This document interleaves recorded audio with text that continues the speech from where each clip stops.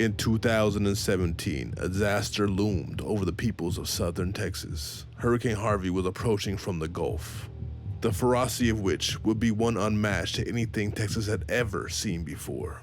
Hurricane Harvey dropped 40 inches of rain over a 3-day period, killing at least 100 people and causing $125 billion in damages. Tying with Hurricane Katrina's economic impacts, the storm displaced 30,000 people, leaving 17,000 people stranded to be rescued. The influx of dirty water overran the sewage system, contaminating all the drinking water, forcing the state to warn those still in the area to boil all the water. Evacuations had been ordered through the disaster area. However, similar to Katrina, there were folks deemed not worthy of rescue.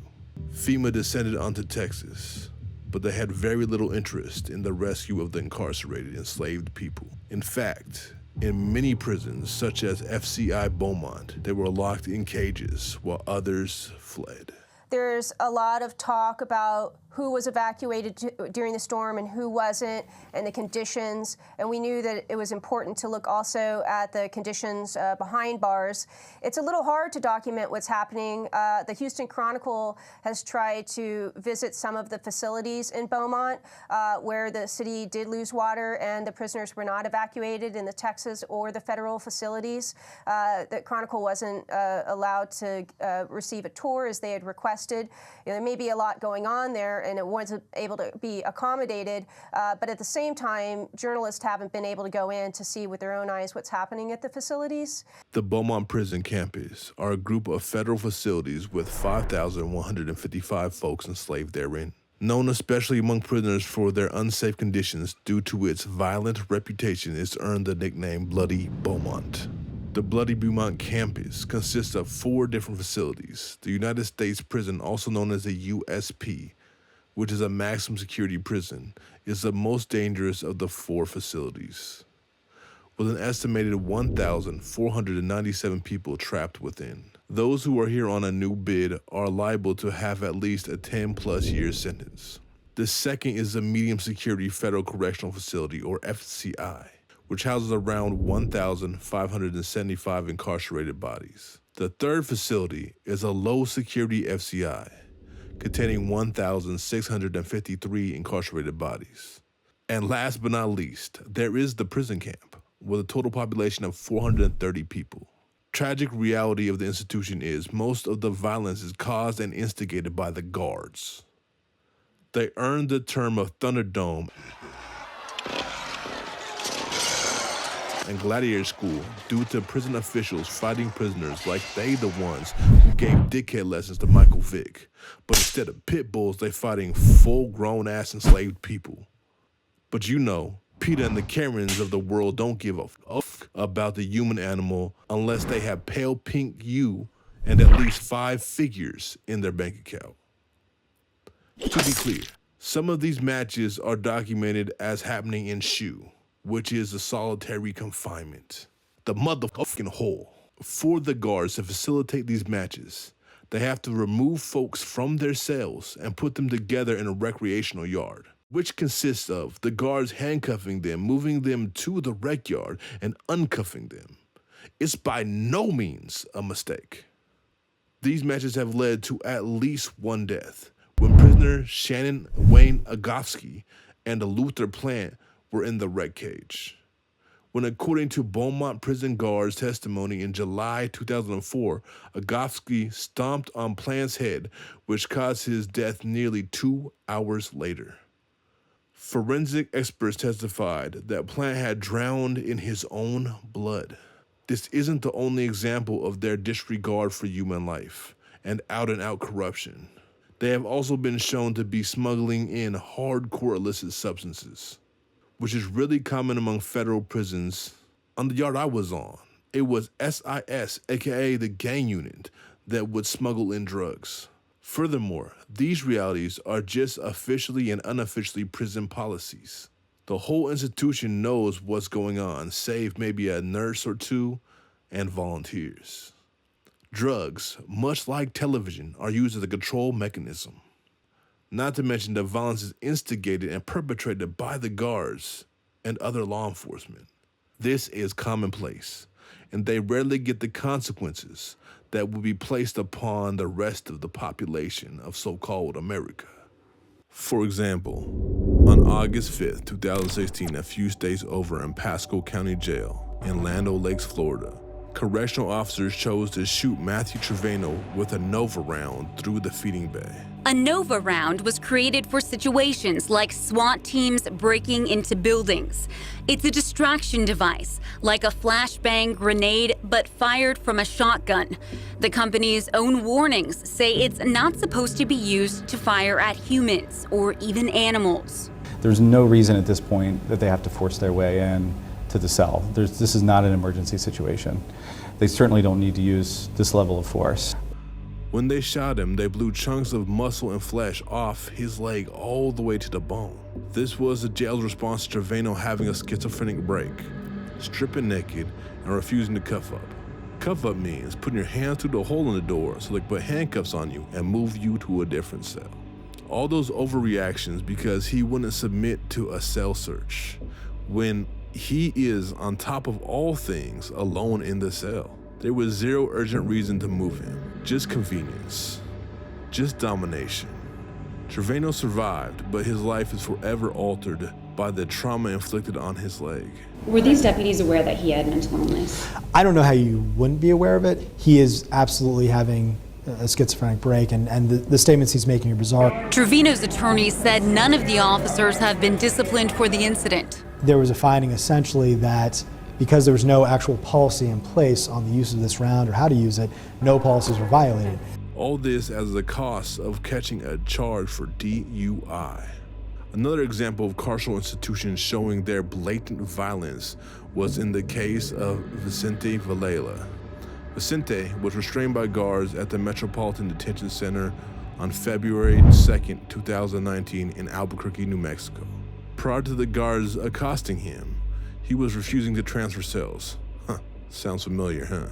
This, as we've seen with Trevino, can be considered a capital offense and justify deadly force.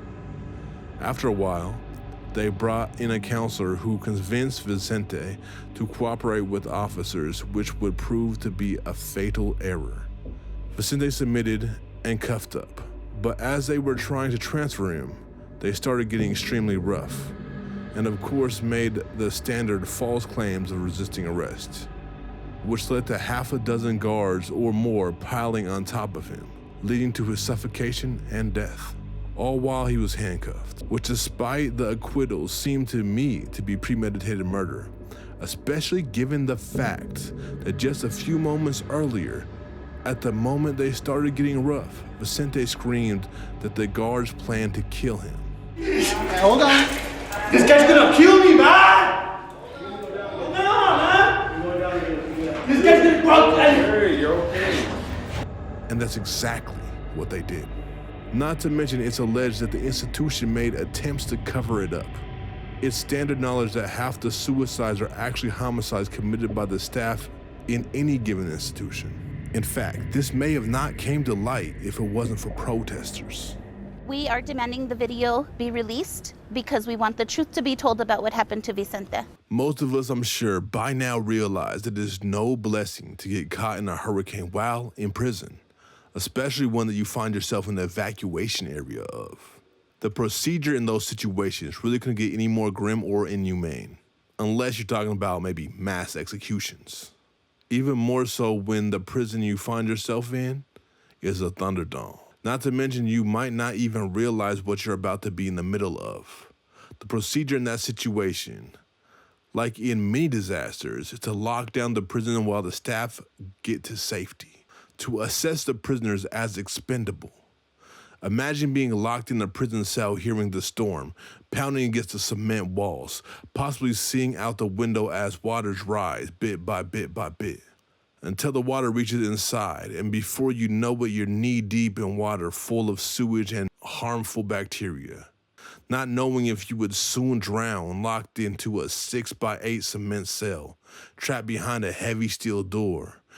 If you're on the bottom bunk, you're almost guaranteed for your bed to be underwater. The guards have seemingly left except to give you paper bag lunches and 8 ounces of water daily. We got like a piece of cornbread and a wiener, and that was like every meal. I was so thirsty, and it was excruciatingly hot. You would think that after the water recedes, there would be help at that point. You would think that donations of food and supplies for the incarcerated would reach them. You would think that medical aid would make themselves into the facility. You would think that there would be efforts to sanitize the affected areas. You would be wrong. On the 3rd or 4th day, they brought porta potties, but they wouldn't let us use them. We hadn't used the bathroom in 72 hours. It was beyond bad. We had feces backed up in the toilet for days. While folks incarcerated are hungry, suffering from sweltering heat, because mind you, it's summer in Texas, the guards will literally eat the food donations in front of those who were locked in those dreadful cells. Imagine choosing to defecate in bags as an attempt to save their toilet water to try to drink it later if necessary. Despite the warnings from loved ones on the outside that it's not safe. That all the inmates are using the number 1 and number 2 in bags just to reserve the toilet water so they could drink the toilet water. I explained to him, don't drink the toilet water, don't drink that water in Beaumont. You know, it has bacteria and all kinds of infestations in it. And he said at this moment he didn't care. If the water didn't kill him, then the situation was going to kill him. He said he was so dehydrated that when he woke up, his eyelids were sticking to his eyeballs. His tongue was sticking to the top of his mouth. That's how severely dehydrated he was due to the lack of water. Wait, can you explain again, what were they given in bags? No, they were using the restroom in bags to preserve the toilet water. Mind you, the institution issues no such information. During the immediate aftermath, there was allegedly 2 separate folks who lost their lives to bacterial infections. Now, of course, the Federal Bureau of Prisons would do their best to attempt to cover up the realities that prisoners faced. They would instead divert attention to their guards, arguing that they are the real victims, including having the gall to tell Democracy Now! That they were facing the same conditions as those who were incarcerated at that time. Now, there have been issues as far as the disruption of the water supply and sanitary conditions, but the staff on the ground are in the same conditions, and they do have a vested interest pertaining to their own health to keep a sanitary environment. So I guess these piglets were locked behind cement and bars while the space flooded, huh? The fact that folks' family were speaking out on Democracy Now! I'm sure had a lot to do with the fact that the prison even bothered to pay a modicum of attention doing PR or even addressing it at all. They are not used to people paying attention, to people caring about their conduct. After all, it's just convicts. Beaumont is far from the first example of this type of disregard for human life. October 2nd, 2017. Hello again from TDCJ Styles Unit. What I'm going to tell you about today is what happened here from August 25th, 2017 through August 31st, when Hurricane Harvey hit the Styles Unit. The 7-day weather forecast given on Tuesday was for rain and winds to start on Friday and to continue through Tuesday in the Beaumont area of up to 40 inches of rain due to Hurricane Harvey. I was to receive a visit on Saturday, August 26th, but the TDCJ called my families and told them that due to the coming hurricane, all visits were canceled. On Thursday, August 24th, arrangements were made for all staff members who might be stranded at the prison due to the storm. This included stocking up for food, water, and sleeping bags. Saturday morning, we woke up to heavy rain and high winds outside of our windows, and we were all thinking that the rain was not going to really affect us because no arrangements had been made the days leading up to the storm. For us inmates, No extra food deliveries to the kitchen, no bottled water, no porta potties for the cell blocks, etc. As Saturday turned into Sunday, August 27th, the rain kept coming, and flooding started occurring in Beaumont. Also, the water went off in Beaumont due to the flooding at the pumping station. But still at Styles Unit, 10 miles away, we did not see any problems. Things went bad at 2 a.m., Monday, August 28th, when the water at the prison was shut off without notice, and the ceilings in our cells started leaking, causing dirty water to pool up on our floors. Us inmates knew we were in trouble when the breakfast consisting of 2 boiled eggs and a piece of cornbread were delivered to our cell. With no way of flushing our toilets because of no water, the feces and urine built, and the smell was horrible in the cell. On Tuesday afternoon, August 29th, 2 porta potties were set outside our 450-man cell for us to use. Inmate orderlies came cell to cell with a bucket of water to pour into our toilets to try and flush the feces and urine. It didn't work.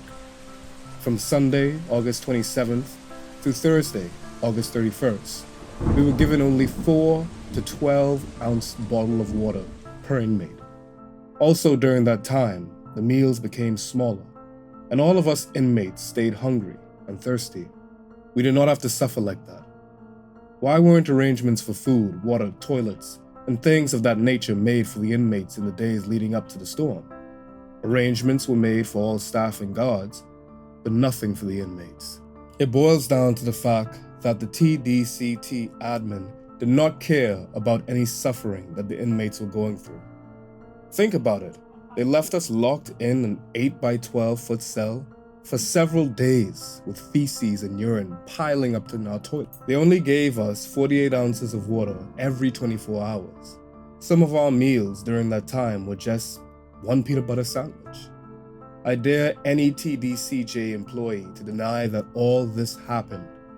We have over 100 security cameras throughout the prison that showed everything that happened here at Styles Unit, from Saturday, August 26, 2017, through Thursday, August 31st, 2017. We suffered here while the guards had everything they needed during this time. Yeah, once again, we inmates are no better than hogs in the eyes of the TDCJ staff. David. During Hurricane Katrina, the Orleans Parish Prison was one of the most grotesque and viciously malevolent examples of prison abuse. Just like they would years later in Beaumont, the institution locked those incarcerated in their cells while the institution flooded with sewage water, reaching the depths of some folks' chests or even necks. The institution evacuated, leaving just a mainly black skeleton crew who allegedly had orders to execute anyone who dared to try to escape to safety. The guards were heard saying that all those who were left inside were left to die. One thing I must note is that this prison isn't even a prison but a jail, which means the vast majority are not even convicted of anything at all, but instead are awaiting trial, unable to make bail.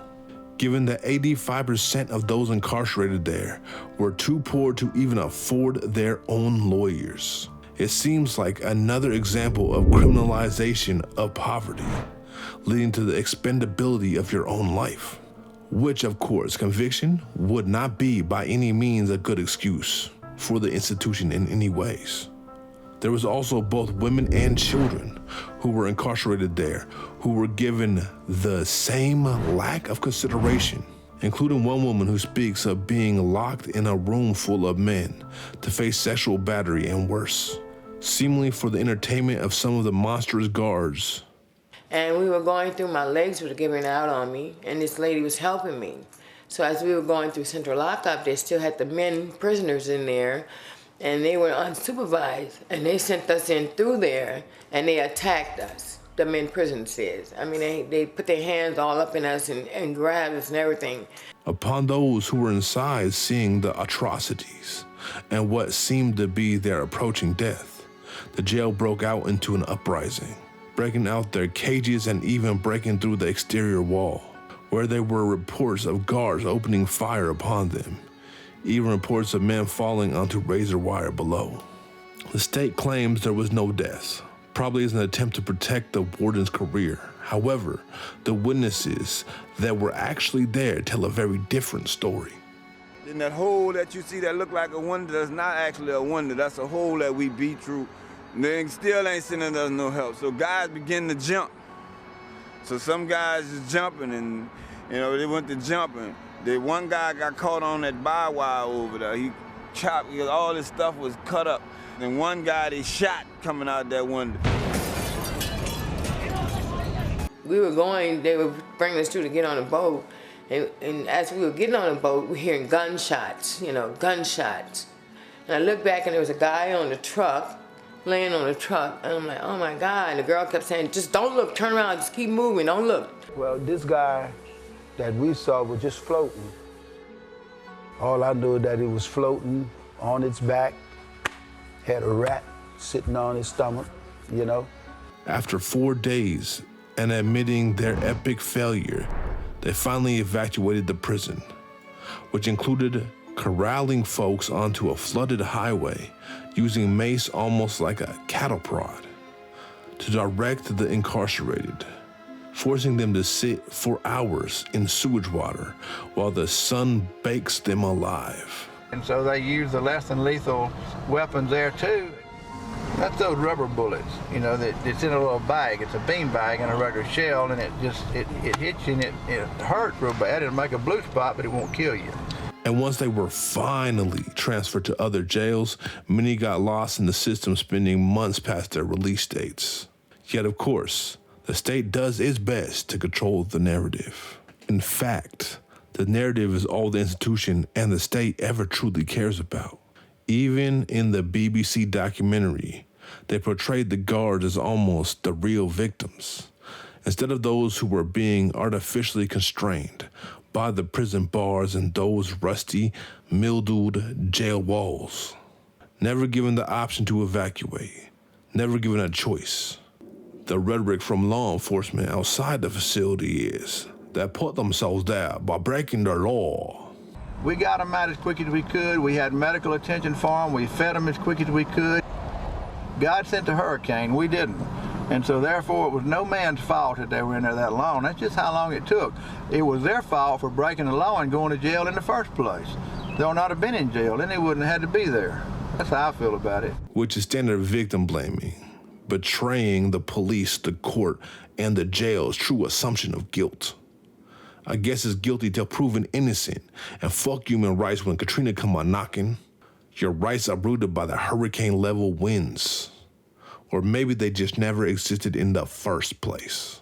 While the guards who were camped outside the jail with their children very much act as if those held inside were zombies, attempting to break out to eat their and their children's cerebral cortexes. One of my nurses had written her name on her clothes and on her arms, her name and identifying information in case she died. So when they reached that door and began banging on it, and I really thought they were coming through, that was my scariest moment. But in reality, the biggest threat to the guards, besides Katrina itself, is losing their employment. Though I'm sure folks inside may be having feelings of desiring retribution for the fucked up shit the guards had and continue to do to them. Vincent Norman did go in his cell, one level up. He's a chef. He'd been locked away a few days before for an unpaid fine of $70. We asked the guys to come back. One of the guys asked one of the deputies were they gonna come back. That's when they threw 2 mace canisters in our cell and told us to shut up and get away from the cell door because we was making too much noise. We basically were just asking for some help. Mace means when they take a canister of mace and they spray you down with it. So it really eats at your skin and it burns and it's real bad. You'll come up out your clothes, you'll be naked, standing there trying to, and there's no relief for it except to wash it off and they don't have no water. It was a trip that you could treat another human being like that, knowing what was going on outside. Folks would have seen the children and made sure today the guards got a pass. And I say that with full confidence. Because from my experience and the Stanford prison experiment, it's the guards that lose touch with their humanity. while over and over again, those labeled convict often held higher than normal ethics despite it differing from the values of those educated in the ivory tower. However, Beaumont will be one of the many early tears in the shroud of silence and invisibility that surrounded prisons. In Katrina, there was not much of an account that the government had to give. In Beaumont, they very much follow many things out of the Orleans Parish Prison playbook, very much playing the victim. Despite their attempts at damage control, they were not able to keep it out the eyes or the ears of activists and abolitionists who gave a damn. Many folks took notice, including the crew I'm a part of, Fight Toxic Prisons.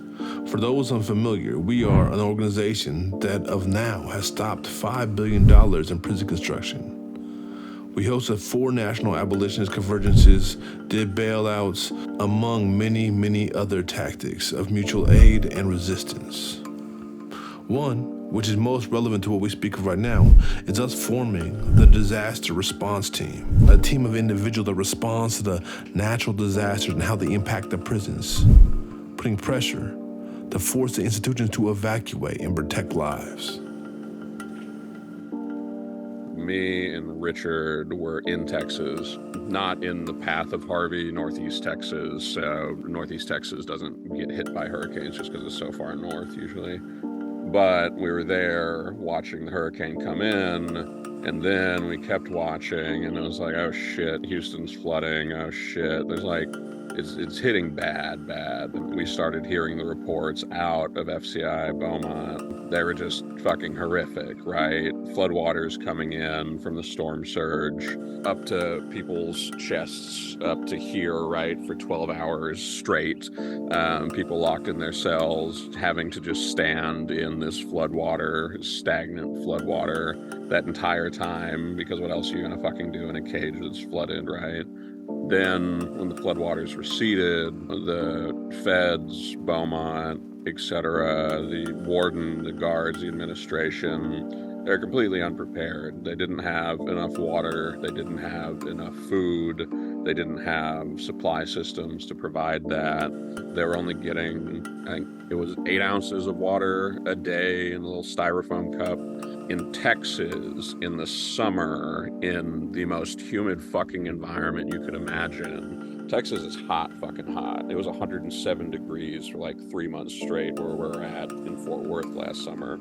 All of the systems were out, all the water systems, all the electric systems. You're getting an 8-ounce glass of water a day, and then a sandwich being 2 pieces of white bread and I believe some cheese and 1 slice of bologna. Dudes were taking shits on the floor so they could drink the toilet water. Like, that's how desperate of a situation it was, at least speaking from Styles. Yeah, we watched this happen, and then as a result, 2 guys died of bacterial infections contracted from the water they drank out of the toilet they were forced to drink. And so that sort of hit us like a bag of bricks, because it's like, damn it. Like, this is exactly at the intersection of everything that we work on in terms of environmental justice and abolition, but we did not see this coming. And so we made a vow at bare minimum to never let folks inside be forgotten like that again. And so we didn't really know what we were doing at the beginning. It was just me and Richard at my mom's house, sitting on the back table, like watching out for hurricanes and then putting up phone zaps and stuff. I was corresponding with someone that I started writing right before, like in 2016. We still keep in touch, but he was in Styles. So I was getting information from him. And what was kind of different from the federal unit that you're talking about, Jordan, is they did get supplies. Like Jason's Deli apparently sent food, but it only went to the corrections officers who were in the visitation room. FEMA sent a bunch of supplies, like after the hurricane. One of my friends who was like a orderly was going through the trash can in the visitation rooms, and there was FEMA towels, thrown away. I want to iterate that not even were people who were incarcerated forgotten. They were like intentionally denied aid that was supposed to be for them, which is like a whole other level of like fucked up, basically. That's pretty standard, right? The things that are meant for people incarcerated will always be taken and used and utilized by the guards instead. Facts. And I'll say just something when we first started doing this that really that made it extremely challenging, just trying to figure out all the other locations. Because when we first started doing this, we didn't have an understanding of thinking about the prison, state and federal, but then you've got to think about local jails, county jails, then you got to think about detention centers, juvenile justice facilities, and then something that makes things a little even more complicated. You've got all these places of incarcerations that aren't even named as a place of incarceration. So we might have to have a friend on the inside tell us this, or people that we know, hey, that's actually a facility, but it's not called that. So just trying to figure out locations for so many different things, that was one of the initial challenges. And I will say something that helped us when we first started doing this too. We were in communications with jailhouse lawyers. They gave us details on certain places that helped us out when we first started doing this, for sure. Yeah, at the beginning, it was literally just me, Richard, a computer, 24 to 72 hours straight. Go. Just sitting in Jordan's backyard on the computer, no sleep. Hurricane Florence was a massive one. We luckily had a few days lead time before it hit, partly because it was so massive, but it ended up completely smashing up against North Carolina, South Carolina, and Virginia. This was, I think, a year or 2 years into us building out the hurricane and disaster response team. And so it was still pretty young, but we had our systems in place better. We had our phone zaps ready to go. We had our systems for researching who we needed to target ready to go. Richard had been doing outreach to reporters and things like that. We ended up doing a zap, the first zap of the season, and it went viral. And I think in total we had 20 to 30,000, hits on the website. We had people tweeting, people Instagramming, all pushing the zap out, targeting the North Carolina, South Carolina, and Virginia Departments of Corrections, demanding evacuations of all the prisons that were in the mandatory evacuation zones and that were going to be impacted. And there must have been thousands of phone calls, because as soon as we put the zap up, within 2 or 3 days, North Carolina and Virginia DOCs announced that they were immediately evacuating everyone in the path. But that needs to be balanced out with the fact that South Carolina didn't care. South Carolina didn't evacuate anyone. South Carolina Department of Corrections intentionally left an entire prison in an evacuation zone. They left one of the prisons that had been heavily involved in the 2018 national prison strikes in South Carolina. They left all those guys inside the prison in an evacuation zone and just left them there. Richard started getting in contact with the reporters, and then that situation also went viral in the other direction. They never evacuated those guys. They left them inside in the evacuation zone. But it did absolutely blow up on all kinds of media outlets. There was dozens of articles about what South Carolina was doing in this situation and them leaving guys inside. Both mainstream outlets as well as Teen Vogue wrote an article. Yeah, Teen Vogue did a whole story on this. Yeah, I forgot about that. It was so much reporting about the situation. We didn't know if we could get anybody evacuated, but bare goddamn minimum, we were going to make sure that the folks that were inside were not going to be forgotten. And I think we did it in that regard. And I think that situation really raised the profile nationally of folks inside during disaster situations, because nobody had been talking about it before. The only situation in which folks inside in disaster scenarios were being talked about was being used as the slave labor to prepare for the disaster and to clean up afterwards, right? Yep. That's the only scenario in which people gave any sorts of crap about folks inside. Another situation happened in which 2 prisoners died, Wendy Newton and Nicolette Green. In South Carolina, with floodwaters rising after the onslaught of Hurricane Florence, 2 women being transported to a mental health facility in the care of the Horry County Sheriff's Office were stolen from us when officers bypassed warning barricades and drove directly into floodwaters. They didn't crash, they drove directly into the floodwaters. And then the officers saved themselves, climbing to the van roof to await rescue, leaving Wendy Newton and Nicolette Green to drown beneath their feet inside the van. So just fucking horrific. As you see time after time after time, these tragedies continue to happen because they're not accidental. Because it's in the very nature of the institution, of the prisons, of the police. They see us as expendable, as fuel for their economy, as less than human. And there are differences being made. We are making wins. But some days, I'll be real, it can feel like whack-a-mole. But we must keep grinding. And what can make it even more successful is y'all's help. As much as clicks are fundamental to making this message go forward, as much as views are and comments, so please do all those things, as well as sharing this video. That's not why I make it. Not to try to be famous, not to be like, oh, I make these cool videos, but to actually make a difference. Because unlike most YouTubes, and this ain't no shade, I'm one of those that actually has their thumb on the pulse. We out here in a movement. And I'm not saying it to brag, but I'm saying that to say this. This is a call to action. We need y'all support. I took painstaking delays to intentionally release this during hurricane season so I can call y'all to action so we can make impacts. And how we do that is, for example, following Fight Toxic Prisons. And when those phone zaps hit out, whether you see them shared on my page or on Fight Toxic Prisons, please interact. Because when we do this work, we are literally saving lives. We are literally stopping people from being murdered by the state. The state is a consistent attack on our people. We can't even boil water without the risk of being murdered. Rest in peace, Sonia. It's extremely important that we recognize that this journey is not over, it's just the beginning. And that we must continue to organize and build if we want to see change in this world. Instead of focusing on stupid things people say, we must focus on things like the actions specific people take that harm our people. We must hold those politicians accountable for the harm they are pushing forward to us.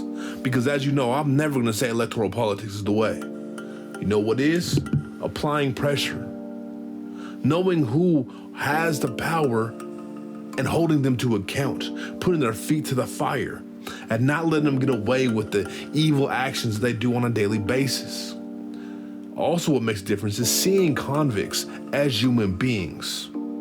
Not just saying you're an abolitionist because it sounds good, or you're like, oh, black men need to be alone and figure out their own shit, or whatever the fuck else you want to say to justify the enslavement of our people and the abuse of our people and others' peoples.